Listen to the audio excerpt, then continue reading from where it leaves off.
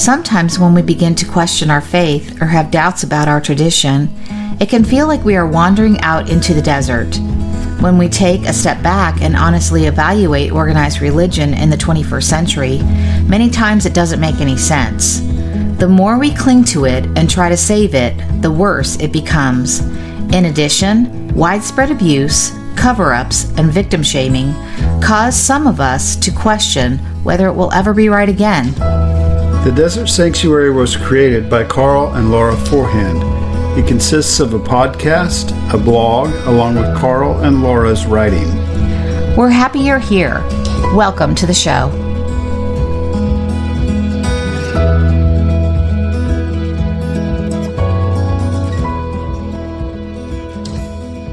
Hi, welcome to the Desert Sanctuary Podcast. We're recording this on a Sunday morning, and for some crazy reason, I feel extremely tired today. But we're really excited to be here. I'm here with Karl Forehand, and we have a wonderful guest that we will get to. Her name is Elizabeth Enns Petters, and she is a freelance writer and a podcaster known for the Deconstructing Mamas Podcast.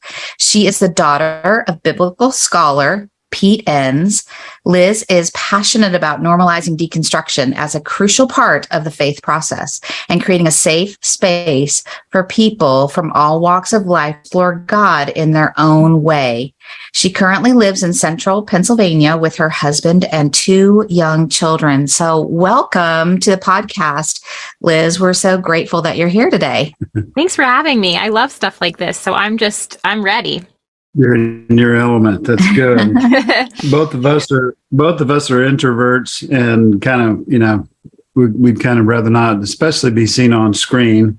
For sure. But we're a little shy and that kind of stuff. So we'll see how it goes. So, Lizz, just want to personally thank you for coming on, making the time. You have young children, so I know in your Sunday time is precious. So. Not that we want to rush through it, but we know that your time is valuable. So we thank you for coming on today. Can we start just kind of fill us in on your story? A lot of people don't know you. They will be, the people in our audience will be familiar with deconstruction journeys, but tell us about yours, okay? All right, I'll do my best. It can get long. So I grew up in an evangelical church as a young child. My dad is, some of you might know him, but he's a biblical scholar, Pete Enns. But as a child, we grew up in a very conservative church. My dad had not really started deconstructing. And so we kind of followed all of those theological traditions of an evangelical church. And so my entire life, I grew up with this idea that, you go to hell if you don't say this prayer. And there was just a lot of rules and regulations as to like how to worship God, how to pray to make sure that God showed up for you, just a lot of that kind of stuff. Right. And I developed a lot of anxiety as a child. And now looking back, I can say, well, of course I did, right? I was like freaking out that if I did the wrong thing, I was going to hell. So there was a lot of anxiety there. Grew up and just really struggled with that. A lot of anxiety, OCD, panic disorder, turned into an eating disorder, just really, really struggled throughout my life. And ended up at a wilderness program and a boarding school to kind of like work through some of that mental health stuff. My parents, they just didn't really know what to do with me. They were just like, I don't know. And that for me, I think really, really kind of started my deconstruction journey. It was a really hard time in my life. And I started realizing like that God wasn't coming to rescue me. Like God wasn't showing up on a white horse to knock out all of the hard things in my life. And so I began to really wonder, like, okay, then what's the point of God, right? Like I grew up my entire life. If you do the right thing, God comes through for you. Right. If you don't do the right thing, God doesn't come through for you, right? But what about me as a suffering teenager who was crying out for God to save me, and it wasn't looking the way that I thought it would look? Right. And so I really started to question a lot of those things. Still went to like a small Christian college, still kind of followed some of those like regulations and sort of unspoken rules of being a Christian, but was really starting to question some things. And around that time, my dad was also like really starting to be more open about his deconstruction journey. So we kind of walked it together a little bit, which has been kind of cool. Mm-hmm. That's awesome. I mean, I'm sorry you had to go through all that. As you were speaking about childhood, it kind of reminded me of like my adulthood, which is kind of what led to those same sorts of things, probably different circumstances, but led to kind of my deconstruction. Just, when you were speaking of the anxiety and all of that, like I can totally relate to that. I was more like, I don't know, 40 something though, when I was going through it. But either way, I can't imagine like as a child, just that fear. And I think it's because I didn't really grow up in an evangelical home per se. You can probably speak more to that, Karl, because you did.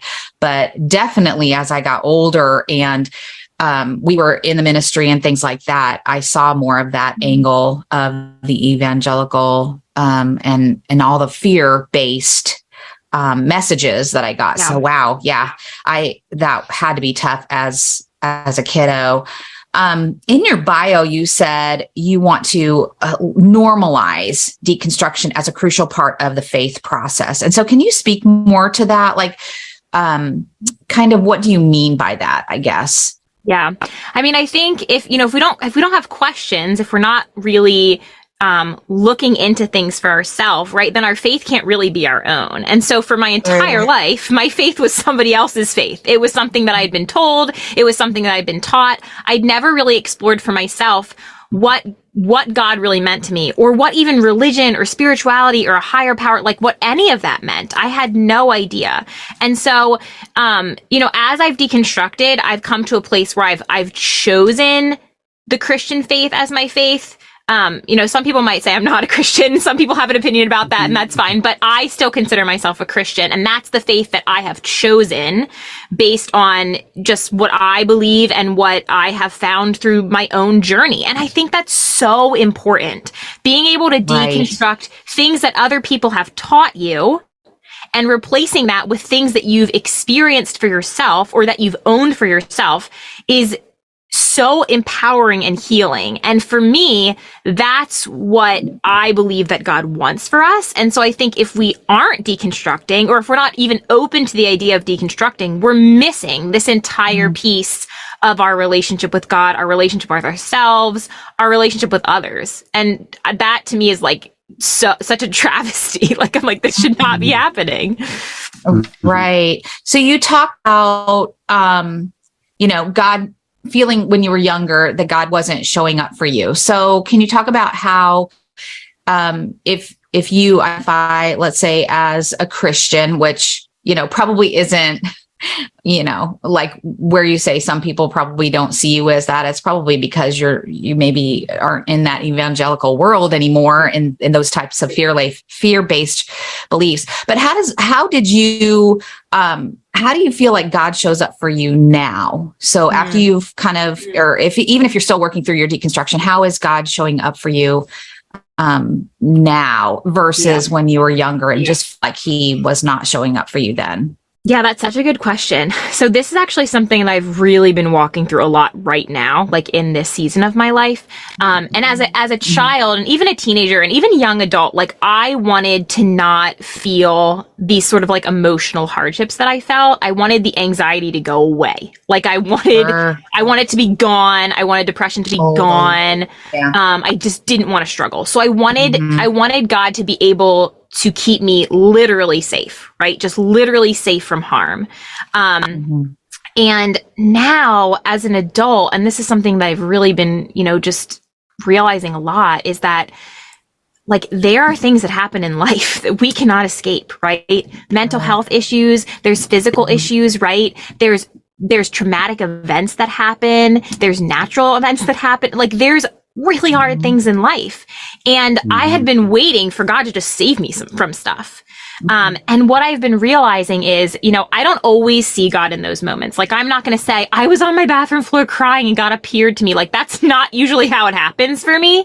But even just this week, I've been having a pretty tough time just this past year. And this week, like, friends of mine just like sent me a bouquet of flowers and like, I mean, I have a really strong, close group of friends, that are kind of on this journey with me, and they have showed up for me in ways that feels like Jesus to me. And so I don't always feel this like divine presence, but there's little things that happen in my life that show me that there is a good spirit like among us, right? And we can kind of partner with that or not. And when we choose to partner with that, we can really make a difference in other people's lives. And so I have been feeling that more and more recently. And so I've been exploring that idea of like, how is that God showing up versus like needing things to be fixed? Like is comfort and peace and like moments of clarity, like, is that enough? Or is that what it is, I guess. But it's hard. You want someone to fix it, right? Like you want some divine being to come down and fix your life. And that's not what happens. We all know that. We all suffer, right? We all experience that not happening. So, right. And I think that's, for me, like that was the huge like catalyst that kind of pushed me into deconstructing or questioning everything's, when our grandson was born with multiple health issues. And I was like, God, aren't you going to fix this? And does it really matter if I pray? Because I'm pretty sure you're not going to fix this. Like, this is just how it is. And so trying to reconcile that. So I totally get what you're talking about. And I love that you're seeing that from a different perspective. I mean, that gives me a new perspective to kind of see things from as well. So thank you for sharing that. Sure. Yeah. Obviously, parenting, is a big part of your journey right now. Laura and I are writing, we're one of the writers in a book that's coming out called Deconstructing Parenthood or something like that. I can't remember what it's called. Yes, I've heard of that. Yeah. And one of the chapters, or my chapter, was about evolving out of fear-based parenting. So can you relate to, or maybe expand a little bit on how much was your future role as a parent part of your deconstruction process, and part two, maybe is this, how much it was fear a part of not only your faith, but also how we parent a lot of times, how do I keep the bad things from happening, and that type of stuff. Can you talk a little bit more about that? Because your group is called Deconstructing Mamas. So obviously it's a big part of your journey. So Yeah. So I have a just turned 5-year-old actually on Friday, and then an almost 3-year-old. So that's where my kiddos land.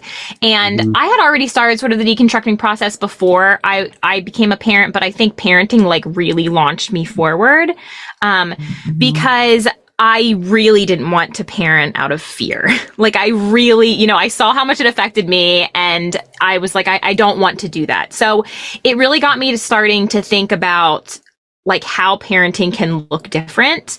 And right now there's kind of this huge movement of like gentle parenting. I'm sure you guys have heard of this kind of idea of gentle parenting and parenting with respect and all of these types of things versus like go to your room kind of parenting. And of course we all have our moments, right? Like I'm not the perfect mom for sure. And but it really got me thinking about how that is directly sort of related to my faith life, and how this idea of gentle parenting like could actually connect to this idea of how God sort of parents us or loves us, right? And so in my mind, parenting became very entwined with my faith journey. Like as I was sort of unpacking how I wanted to parent my kids, I was starting to think of like, wow, this is interesting. Like these are things that I believed about God. But if I, as a parent, don't want to do this to my own children, right? Like, why would that be a way that God is relating to me? And so parenting has actually been sort of huge in my deconstruction journey in that way. And then also huge in my deconstruction journey, just, as someone who was still going to, like pretty conservative church, even just like 3 years ago, loved the people there, but we were no longer connecting to a lot of the theologies and the messages, but we just kind of hung out there, right? And then we started having kids, and I'm like in a Sunday school class one morning, And I'm like, she cannot learn this. Like, she cannot learn this stuff. This is terrifying me. And I'm starting to really think about that. And so that was when we really made the step to leave our church and to really go on this journey of not putting our religion and our faith ideas on our children. And that's been tricky because obviously I grew up, learning all of that stuff. And so I'm constantly second guessing myself, like, oh my gosh, I really should give my kid a Bible. Like, they don't know the story of Adam and Eve. Like, are they missing something? Right. So you're constantly second guessing yourself when you parent your kids differently than when you were parented, even if in your gut, it's what's best for them. I don't know if that answered your question, but. Yeah. That's really good. Mm-hmm.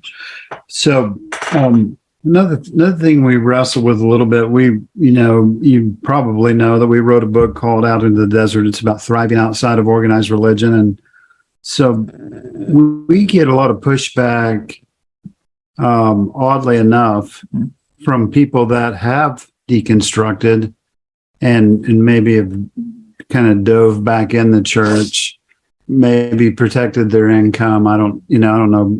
I don't want to be too judgmental there, but what they say is don't deconstruct too much or you're not going to have anything left. And they warn of the word they like to throw around is nihilism. And, the way I understand nihilism means you just don't care about anything.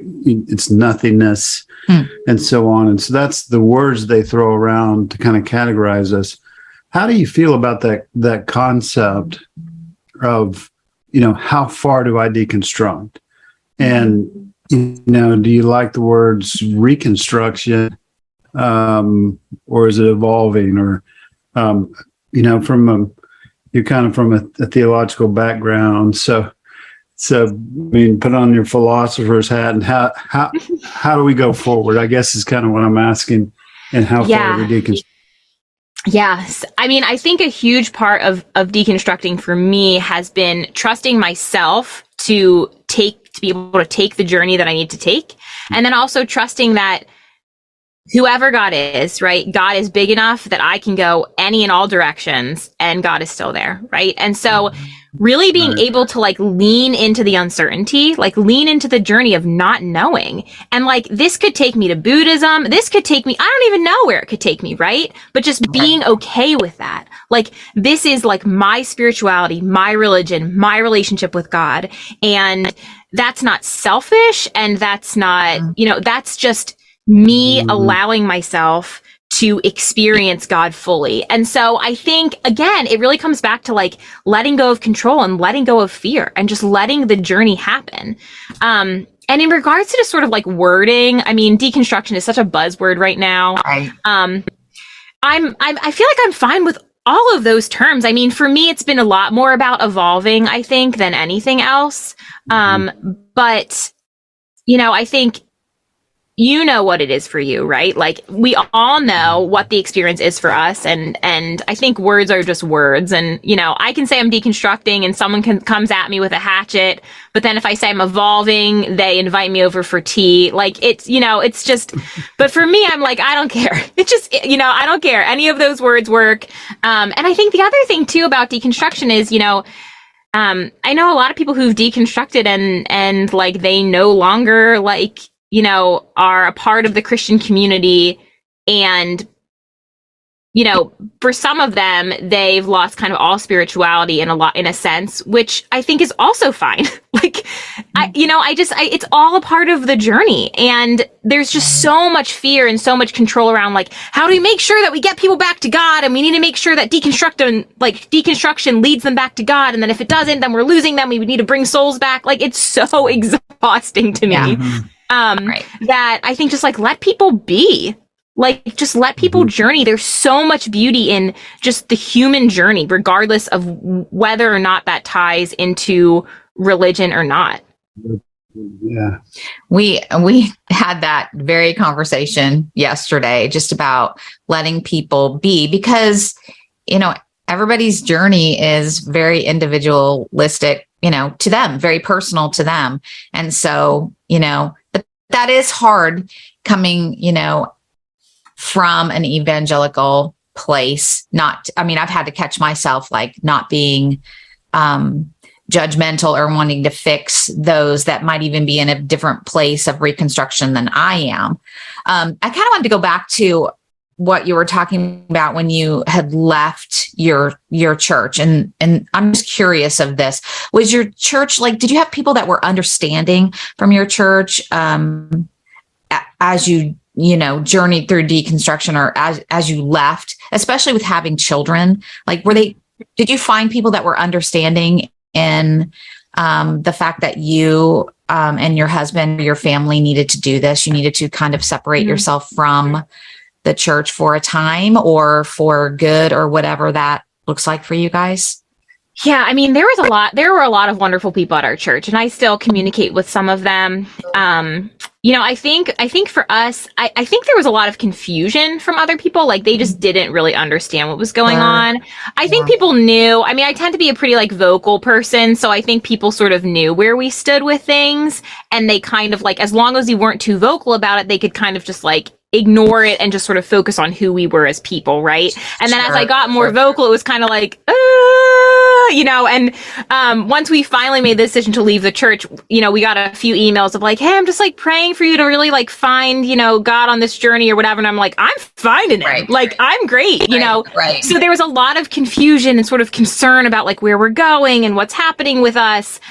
So we weren't met with a lot of, like people just being angry with us, or, there was I think there was overall a lot of grace, but there's not a lot of understanding. I think overall, people probably are concerned for our, eternal life. Yep. But there are, two of my best friends now, are from that church, and one of them is still involved and the other one isn't. And we're all on the same journey. So, I think overall we had a pretty good experience. I know people have these horrific experiences sometimes with their church. But I definitely, it was a lot of like side glances, just kind of like, like what's going on with them over there? And, so. Yeah. And it's still fear, even in situations they're afraid, because they don't know. And can we talk a little bit more about certainty? Both Laura and I have been influenced by your dad's book, The Sin of Certainty. Never heard of it. You mentioned kind of embracing uncertainty. Someone said, the opposite of faith is not fear; it's certainty. And to people in our past, that doesn't make sense. To them, it's all about being certain. Can you expand on that a little bit more, and what that meant for you to embrace that uncertainty? Yeah, I think uncertainty for me, for so long was just such a fearful place to be. Like it's like you want to know everything. And I wanted to know as a child that I was going to heaven. I prayed the prayer like 10 times a day, to be certain that I was going to heaven. And so much anxiety comes from this place of like just wanting to make sure you know the things and you know the right things. And so embracing certainty for me was really just about being able to say like, I don't know, to a lot of stuff, and I'm not exactly sure when in my life I really embraced certainty. It's definitely been in the past 5 years, I think. But I think I was on this kind of like hamster wheel of, deconstructing, but then being afraid that deconstructing was gonna, cost me relationships or cost me, whatever. And I couldn't live like that anymore. So it kind of came out of this place of just like, I cannot do this. I'm just letting it go. I'm just letting it go. And I'm just going to be okay with just not knowing. And even now, like I have my opinions on things, right? I don't believe that hell is a place that we go when we die, if we, whatever, if we aren't saved. Right. But like, do I have to know exactly what happens after death? Like, no. Like, I can be okay with saying like, this is what I think and believe and feel is true. But I don't know. Right. And that's fine. But I think it comes down to like trusting yourself, but then also like really trusting God. Like that is true faith, to be able to say, I have no clue what happens in this scenario or this scenario, or why this happens or why this happens, but like, I'm okay. It's okay. Right? Doesn't mean you don't have feelings about it, but you're okay with just not knowing and maybe never knowing. That's like so key, I think. That's changed so much for me. Right. So I think it helps us embrace mystery. Yeah. It helps us embrace that, I don't want to call it romantic idea, but when I think of whatever the divine is, that it's something we can't really grasp. And in Christianity, sometimes we use that as a crutch or a weapon. But when we can embrace it and say, my marriage is a journey of uncertainty, right? It's every day is an adventure. It's not that I know exactly what's going to happen tomorrow or exactly how this all turns out. Right. Yeah. It takes away some of the expectation, I think, of who God should be or who we should be or who people around us should be, and just allows it to just be. And I think, I learn more about, my own faith and my own spirituality, like the less certain that I am about anything, because I'm just open to whatever. It's kind of a cool place to be. Yeah. So I want to shift gears and talk a little bit about the role of women. So people are calling this next election Rovember.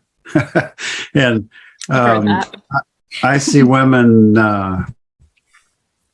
I see women when they start to get passionate about some things, like there's a different look in their eyes than before.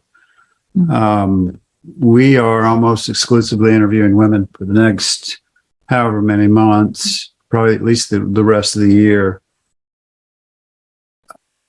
So I look at you and what I know about your life, that as a young parent, where we were just trying to survive. I mean, no sleep. We didn't know anything about anything. We were going back to church, to the church my mom went to, just because we're getting ready to have kids, we ought to go to church. Yeah. We weren't in anywhere where you are, where you're saying, no, I'm going to deconstruct my faith, and I'm going to step up and be bold and say things out loud. It's different. And millennials and Gen Z or whatever we're in now, just like, at the beginning of my deconstruction, I said, there's something really going on here. This is like a broad movement away from organized religion and into hopefully something more viable and real. But there's also something going on with women right now. Can you speak to your impression of that, or what you think? Does that make sense? Did that question make sense at all?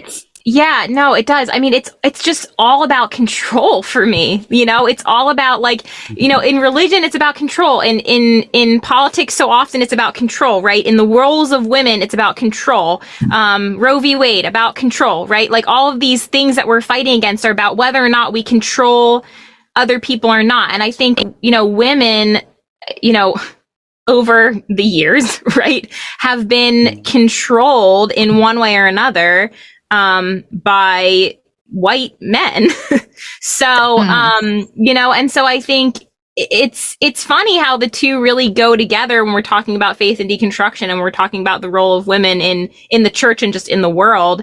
It's really about trying to control people, and how that just doesn't work, and how it just makes everything worse. And so it's kind of a vague answer to your question, but I really feel like it's just, we keep trying to kind of control each other. And it's just horrific. It just doesn't work. It just doesn't work. Right. And it causes more problems in the long run. I agree. I feel like, yeah, it's just so much of it is based on fear and control. Yeah, I'm going to kind of switch gears a little bit. But I was wondering if you could speak a little bit about mental health in the church. I'm not really sure like where I want to go with that question, but I guess when I think about mental health and the church, I guess I'm wondering how can we even do things better? Or do they need to be two totally separate things? Can I interject? Yeah, go ahead.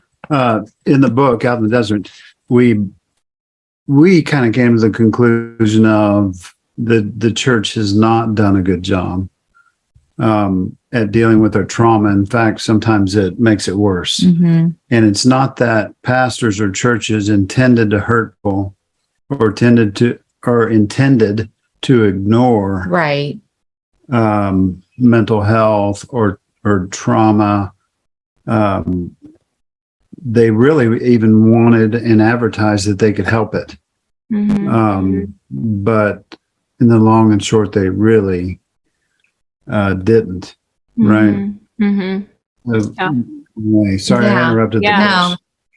So I feel like I've seen it kind of a few different ways. And I think one of the things that's tricky is, you can talk about mental health that just, is affected by kind of daily life, right? Like some of us just have mental health issues. I mean, I think I was probably genetically born anxious in one way or another, right? It was probably exacerbated by some of that fear-based thinking in my church. So there's that piece of it. And then there's fear and trauma. And there's fear and trauma and mental health issues that have come like directly from being a part of a religious group, right? So there's sort of like two different pieces of it. And I think, I've been in both scenarios where a church has done pretty well and a church has done not very well. I think as a child, it was a lot of like, this is behavioral. Like, you got to kind of like beat it out of her, figuratively, I guess, maybe even literally. Right. But, this is behavioral. Like I don't know why she's experiencing this, but, there's some spiritual warfare going on here, right? And so when you're approaching mental health in that kind of way, you're missing out on opportunities like medication, really good therapy, maybe even some things that are maybe not okay by the church. Like I have a friend who, she went to a church where like yoga was not okay, right? So yoga, meditation are a no-no, but those things have been like greatly helpful for me as a 32-year-old with anxiety and mental health issues. And so, when we're kind of putting all our eggs in the basket of like, this is spiritual, we need to pray about it, we need to pray over you type thing, we're missing the opportunity to really talk about like what's really going on for us as struggling people. So there's that piece of it. And then I think there's, the piece of it where a lot of us are struggling from religious trauma. And that's something, that is a part of my journey. That's a part of a lot of people's journeys. And I think the church, I think overall the church just does not want to look at that. It's like, it's almost like,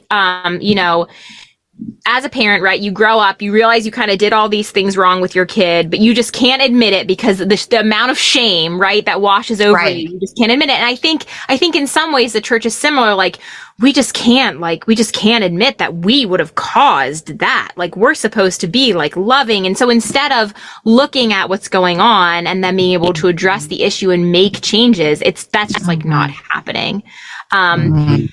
So, it's, I think that, there's people, I think when it comes down to it, there's people in the church that handle mental health pretty well. And there's people in the church that don't handle it all that well. I think overall the church is like kind of sucking at it. I think that, the quote, secular world, what are we calling it these days? I don't know. That's what the church would call it. But the secular world, the world of sort of like energy and vibes and like massage, acupuncture, yoga, all of those things, like for me have been such a huge part of my journey. And for me, like, I feel like that's a connection to my spirituality and my faith and all of those things. But I mean, that is something that was like, would never have been suggested to me by, someone in the church, especially when I was younger. So, and I think it's a problem, but again, it's all fear based. It's all like, gosh, this is going to lead her, to wherever. Instead of like, wow, maybe God can like partner with these things, or maybe we can kind of partner with these things and they can bring about like healing in some way. And it's a missed opportunity for me. It's a missed opportunity for healing because we're afraid that it's not, Christ-like enough or whatever.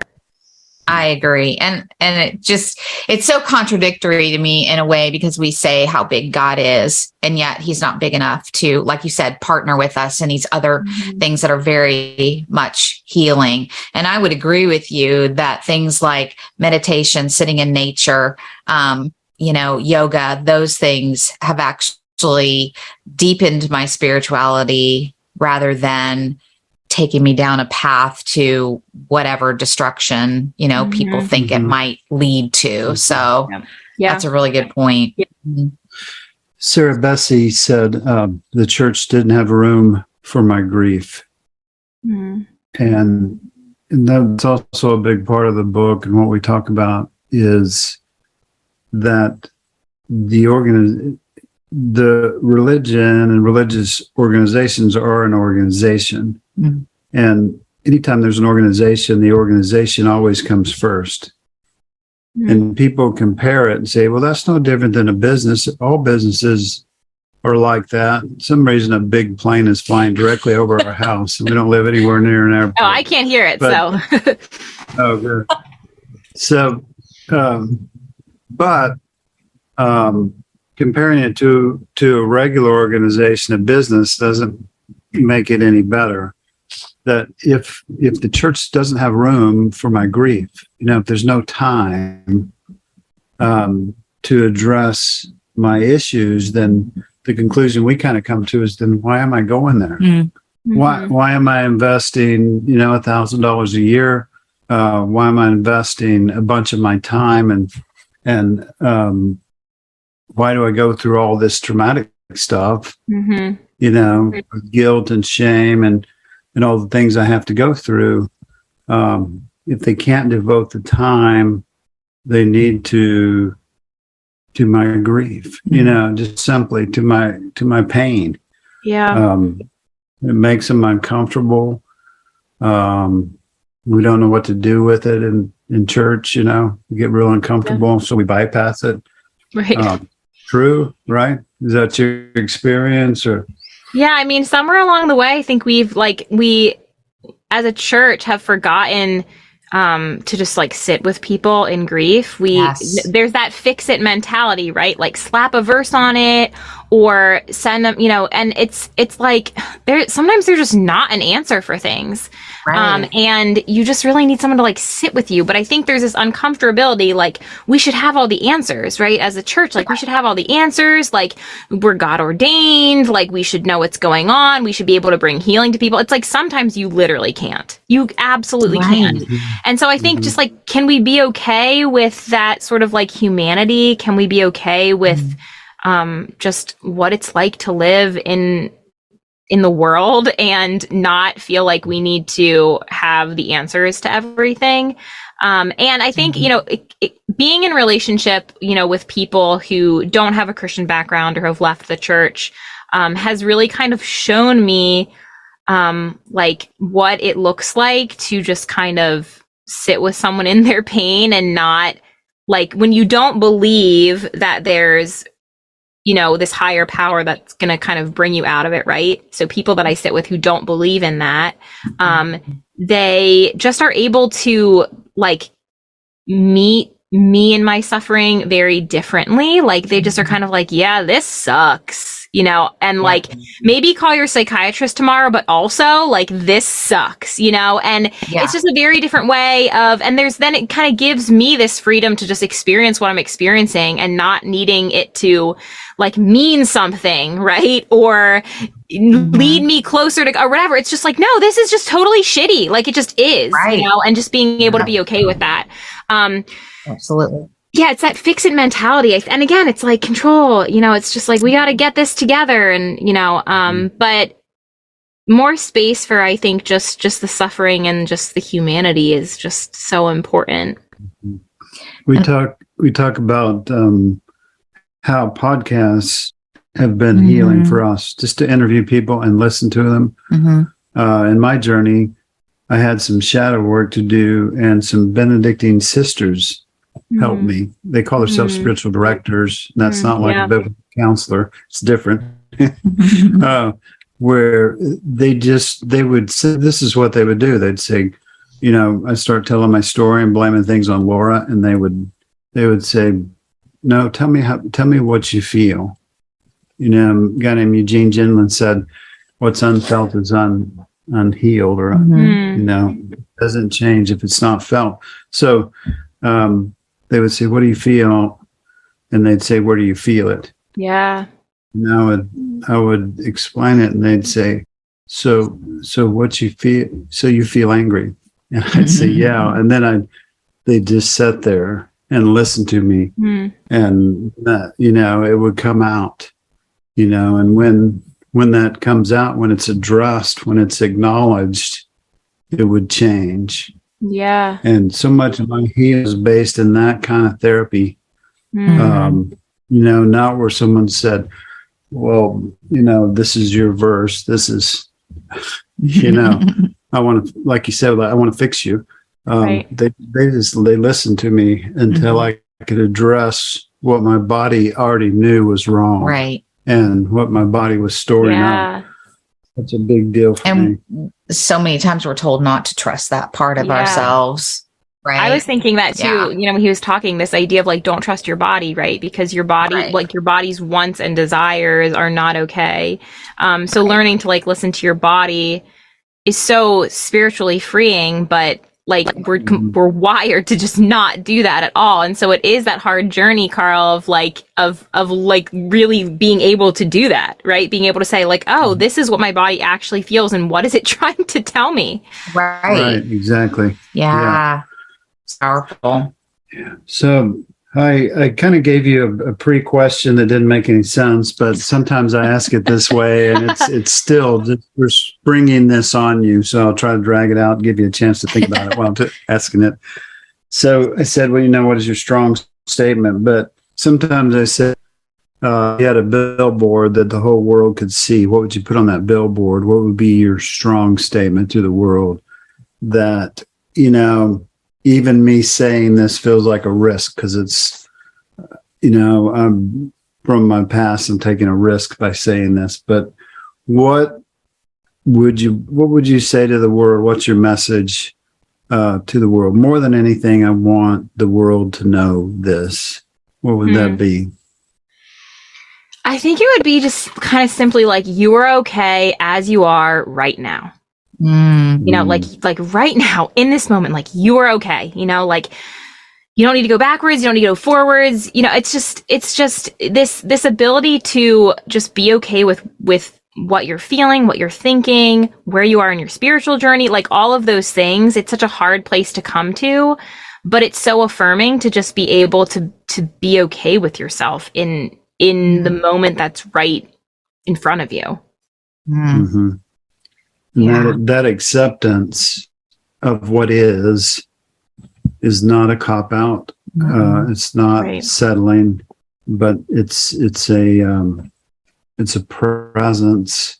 Being present and authentic as well, right? It's so healing. And I think it's a step toward self-love, which has not really been a part of who I am for a really long time. Yes. So yeah,